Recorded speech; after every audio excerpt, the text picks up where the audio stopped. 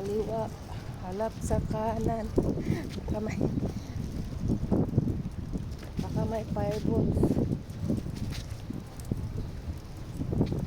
Gabi na naman ay kanina pa lang madaling araw, alas 4. Sabay-sabay na naman yung ano, anim yata yun or 7, ganun.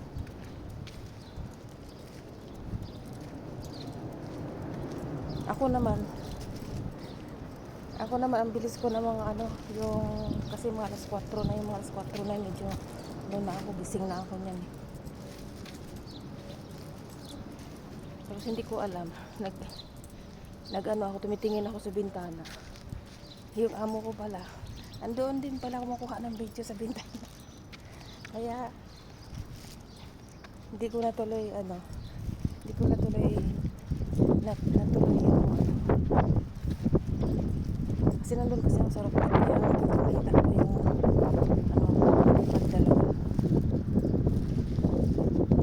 Yung amo ko nandun din pala. Nandun din pala siya sa gilid kasi medyo madilim doon sa bintana. Doon din siya pala, nagbibideo pala din siya. Kitang-kita kasi doon sa sulok na yun, sa bintana, sa rooftop. Kaya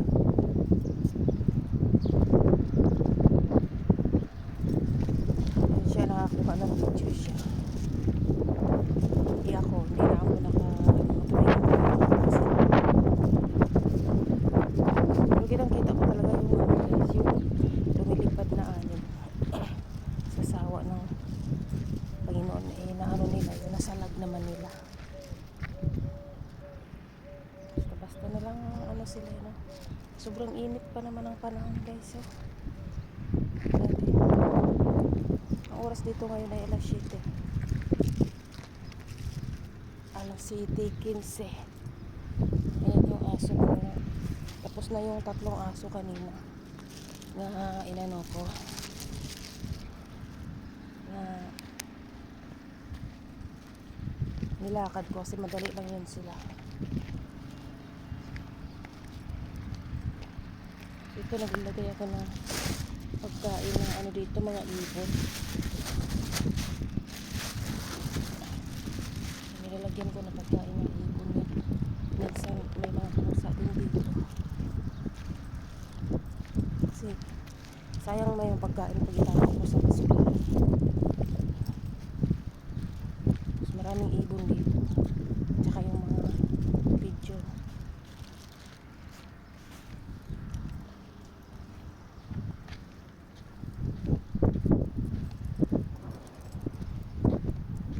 Itong nakakabahala kasi bigla-bigla naman sila. Ano guys? Siguro sa mga araw, siguro wala siguro. Pero kapag ano sa gabi, masalamat na lang sa mga ano sa mga taga-salag dito alerto talaga sila.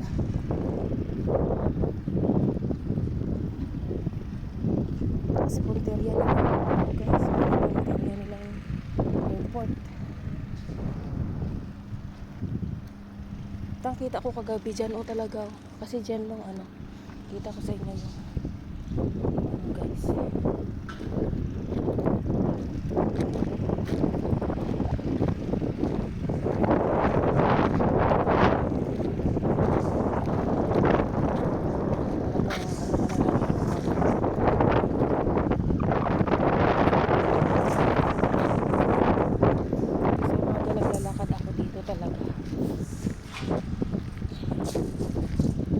Malapit na mga tapos itong mga construction dito. Itong empty land noon na nilalakaran ko, ay tubig pa nga ito noon, may dagat pa nga, no? So yan na, halos mapuno na ng mga bahay, guys. Sobrang init. Okay lang kapag iitim, kasi maitim naman ako dati talaga. Kaya lang ano, yun bang ang nakakatakot dito, guys, yung heat strokes talaga, no? Kasi sobrang init. Kahit may sombrero ako, siyempre talag pa rin yung init sa ulo. Kailangan ko ilakad kasi yung aso. Kasi magpoop sila kasi doon sa garden. Ako lang naman din ang maglinis. So, kailangan kong ilakad sila. Pero once nga, delikado talaga sa labas. Hindi ko na nilalabas. Kaya lang, kaya sila nagtatakulan na sila. Gusto talaga nilang lumabas.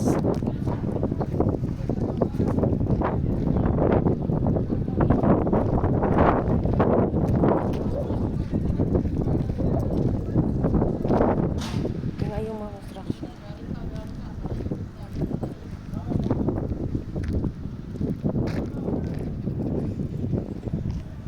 Yung airport namin guys,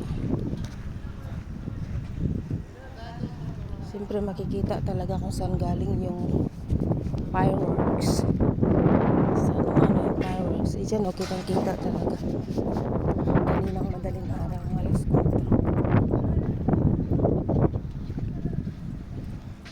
Yung mga tao oras na trabaho sila sobrang init. Diba?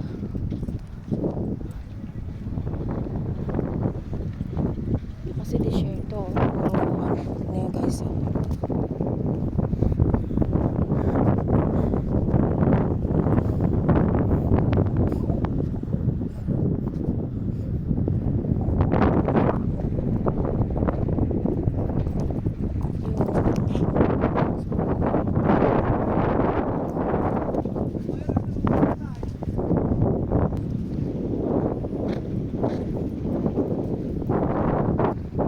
Pag ganitong oras guys, ang dami mga aeroplanong dumadaan dito.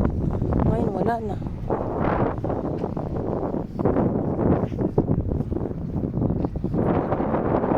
Kasi dito talaga yung daan papunta sa airport. Kasi yung airport.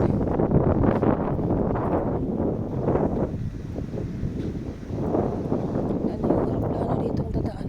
Ganitong oras, dami-dami na.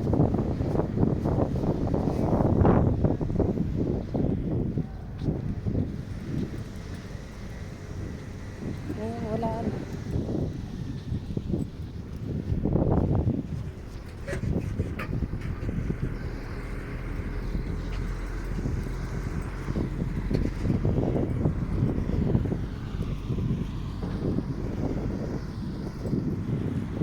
Talaga alerto talaga sila dito guys, kasi yung bigla na lang susulpot yung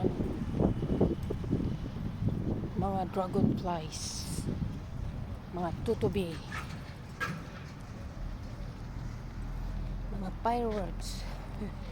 Kahit hindi pa naman Pasko. Yan guys, ginawa ng highway dyan. Wala talaga aeroplanong dumaan. Sa mga ganitong oras, daming aeroplanong dumaan dito. Ngayon, wala.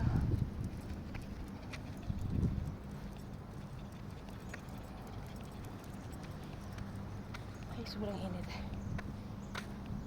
Yan, keep safe everyone guys.